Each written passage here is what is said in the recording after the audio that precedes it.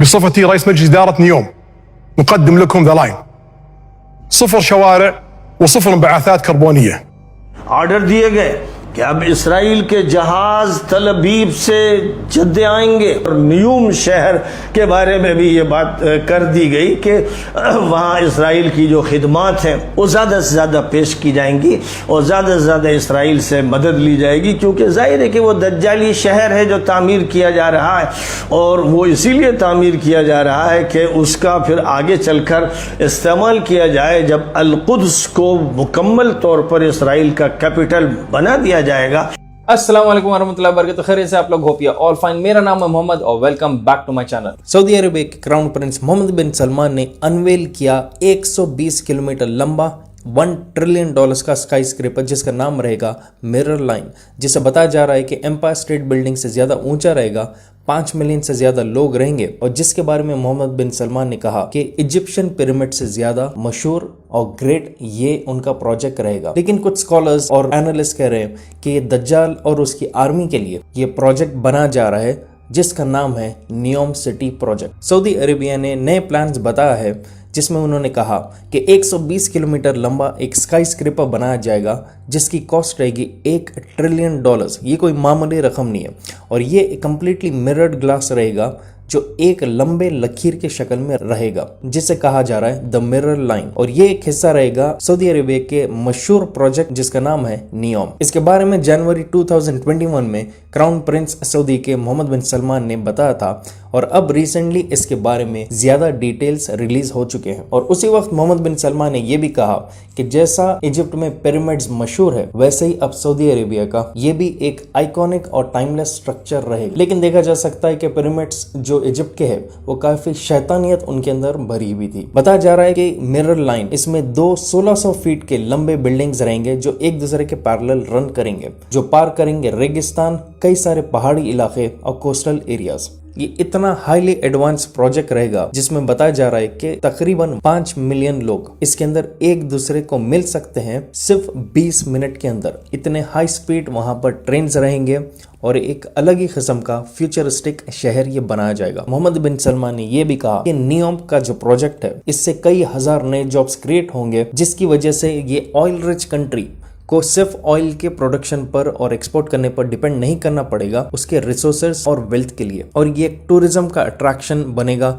Hub बनेगा और साथ ही साथ इसके थ्रू भी रेवेन्यू बहुत सारा जनरेट कर सकता है सऊदी अरेबिया। तो यहाँ पर अब आप देखेंगे कि कई सारे डेवलपमेंट्स और प्लान्स मोहम्मद बिन सलमान ने अनवील किया है नियोम शहर के थ्रू और उसमें ये बहुत ही iconic project the mirror line को बताया जा रहा है। लेकिन इसको लेकर अब कुछ लोग सवाल उठा रहे हैं कि आखिर ये जगह क्यों चुनी गई, क्यों ऐसे किस्म के प्रोजेक्ट्स बनाए जा रहे हैं। मौलाना सलमान हुसैन नदवी जो काफी कंट्रोवर्शियल है उनके एकदम ओपन और वोकल स्टेटमेंट्स को लेकर, देखिए उन्होंने क्या कहा इस सऊदी हुकूमत का नियोम प्रोजेक्ट को लेकर। और सऊदी हुकूमत ने इसराइल से सौदेबाजी की ताकि सेंचुरी डील पर पूरी तरह अमल हो जाए और उसके बाद ये तय किया नियोम के नाम से जो एक शॉर्ट फॉर्म है तय किया गया है कि ये जो इलाका है जहाँ किसी कौम किसी ज़माने में समूद की कौम रहती थी और लूत की कौम रहती थी, जहाँ बहरे मैयत है, अब वहाँ पर टूरिस्ट का इंतज़ाम किया जाएगा।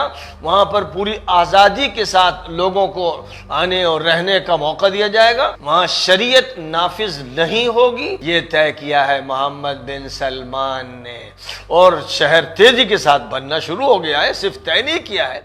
देखा जा सकता है कि 2020 में एक आर्टिकल छपा था जिसमें बताया गया था कि नियोम के शहर में जब उसका फाउंडेशन ले हो रहा था उसके थोड़े दिन के अंदर सऊदीया के crown prince Mohammed bin Salman और इसराइल का उस वक्त का प्राइम मिनिस्टर बेंजामिन नेतन्याहू और यूएस का सेक्रेटरी माइक पोम्पियो की एक सीक्रेट मीटिंग हुई थी नियोम के शहर में। जब सऊदी अरेबिया के फॉरेन मिनिस्टर फैसल बिन फरहान को ये पूछा गया कि इसमें सच्चाई कितनी है तो उसने कहा कि ऐसी कोई मीटिंग नहीं हुई और ये सरासर झूठ है और ये एक साजिश है दुश्मनों का सऊदी अरेबिया और मोहम्मद बिन सलमान को डिफेम करने का। और पिछले ही हफ्ते एक आर्टिकल टाइम्स ऑफ इसराइल में छपा गया जिसमें ये लिखा गया सऊदी अरेबिया के साथ दोस्ती का हाथ बढ़ने का पूरा चांसेस है। ये कहा गया इसराइली बिजनेसमैन और डिप्लोमेट्स की तरफ से जिन्होंने रिसेंटली सऊदी अरेबिया को विजिट किया था। और देखते ही देखते जैसा जो बाइडेन ने इसराइल से डायरेक्ट फ्लाइट सऊदी अरेबिया को लिया, जो देखा जा सकता है कि फर्स्ट अमेरिकन प्रेसिडेंट है जिसने डायरेक्ट फ्लाइट वहां से लिया है सऊदी अरेबिया की तरफ। सऊदी ने डिक्लेयर कर दिया कि उसका एयर स्पेस अब कंप्लीटली ओपन हो गया है इसराइली फ्लाइट्स को भी ऊपर से ट्रैवल करने के लिए, जो कभी हिस्ट्री में पहले नहीं हुआ था। जो बाइडन साहब तशरीफ लाए और वो ये चाहते हैं कि वो इसराइल को अरब ममालिक के साथ, खलीजी ममालिक के साथ शामिल कर दें। फिर जो बाइडन जद्दे तशरीफ लाए, ऑर्डर दिए गए कि अब इसराइल के जहाज तल अबीब से जद्दे आएंगे, पूरे मुल्क में आज़ादी के साथ अब उनको सफ़र करने का और फिजा को इस्तेमाल करने का मौका दिया जाएगा। और न्यूम शहर के बारे में भी ये बात कर दी गई कि वहाँ इसराइल की जो खिदमात हैं वो ज़्यादा से ज़्यादा पेश की जाएंगी और ज़्यादा से ज़्यादा इसराइल से मदद ली जाएगी, क्योंकि जाहिर है कि वो दज्जाली शहर है जो तामीर किया जा रहा है और वो इसीलिए तामीर किया जा रहा है कि उसका फिर आगे चलकर इस्तेमाल किया जाए जब अल-कुद्स को मुकम्मल तौर पर इसराइल का कैपिटल बना दिया जाएगा और नऊज़ुबिल्लाह मस्जिद अक्सा ढा दी जाएगी और उसकी जगह पर दज्जाल का कसर तामीर किया जाएगा। तो न्यूम शहर इस मुल्क में दाखिल होने के लिए वो पहली जगह होगी जहाँ दज्जाल के काफ़िले आएंगे, रुकेंगे। वहाँ बेइंतहा शानदार किस्म के होटल्स कायम किए जाएंगे, रिजॉर्ट बनाए जाएंगे। तो जाहिर है कि दज्जालों को उसकी ज़रूरत पड़ेगी और उसके बाद फिर वो मदीना मुनव्वरा के करीब उस कसर में आएंगे जो शाह फहद के नाम से किसी वक्त बनाया गया था, वो करीब का कसर होगा। तो ये सारी तैयारियाँ शुरू कर दी गई अलल ऐलान। जो बात ढकी छुपी थी अब वो ढकी छुपी नहीं रह गई।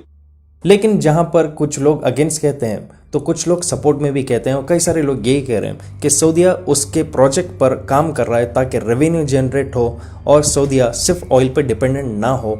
इसके लिए मोहम्मद बिन सलमान काफ़ी मेहनत कर रहे हैं और तैयारी कर रहे हैं नियोम प्रोजेक्ट को लेकर। और सऊदी अरेबिया डेवलप होने से कई सारे लोग हसद जलन में सऊदी अरेबिया और crown prince Mohammed bin Salman के खिलाफ स्टेटमेंट्स दे रहे हैं। तो ऐसा दो तरफा ओपिनियंस आ रहे हैं। इसी ताल्लुक से कई सारे लोग यही पॉइंट आउट कर रहे हैं, क्या ये दज्जाली फोर्सेस के लिए एक तैयारी हो रही है वेलकम के लिए, या जैसा दूसरे लोग कह रहे हैं कि क्या हसद जलन में crown prince Mohammed bin Salman और सऊदी के खिलाफ लोग ऐसे किस्म के स्टेटमेंट्स दे रहे हैं। आप अपने हिसाब से इसके बारे में कमेंट कीजिए कि आपको क्या दिखता है इस प्रोजेक्ट के बारे में, क्यों ये प्रोजेक्ट ऐसा क्रिएट किया जा रहा है। अगर आप नए मेरे चैनल पे please make sure to subscribe और शेयर कीजिए इस वीडियो को जितना हो सके। जब तक इंशाल्लाह I will be back soon again. Take care and अल्लाह हाफिज।